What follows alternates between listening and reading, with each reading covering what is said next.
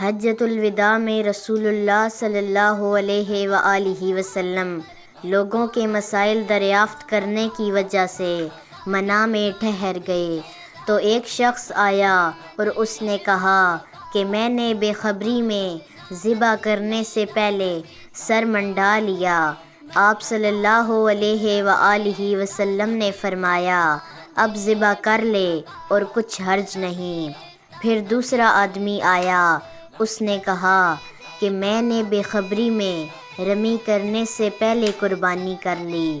آپ صلی اللہ علیہ وآلہ وسلم نے فرمایا اب رمی کر لے اور پہلے کر دینے سے کچھ حرج نہیں۔